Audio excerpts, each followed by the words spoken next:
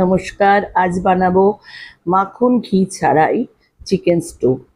আমি প্রায় 3 দিন সপ্তাহে প্রায় 3 থেকে 4 দিন আমি রাত্রিবেলা চিকেন স্টুটা বানাই, যেহেতু ছেলে খেলাধুলার সাথে জড়িত তাই লাগে, কিচ্ছু বেশি লাগে না। একটু মেথি ফোড়ন, কাঁচা লঙ্কা, একটু গরম মশলা ফোড়ন দিয়ে দেবেন, তার সাথে চিকেন দিয়ে দেবেন আর একটু গাজর দেবেন, তার সাথে ছোট ছোট পেঁয়াজ।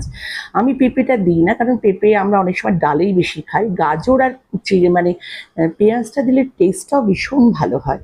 ব্যাস, একটু আন্দাজ মতো আদা রসুন বাটা, একটু টক দই, একটু নুন, একটু মরিচ দিয়ে ভালো করে নেড়ে ছেড়ে নিয়ে নিলেই, ভালো করে নেড়ে ছেড়ে নেবেন, ব্যাস দেখবেন তৈরি হয়ে যাবে। আন্দাজ মতো জল দিয়ে দিলেই চিকেন স্টু।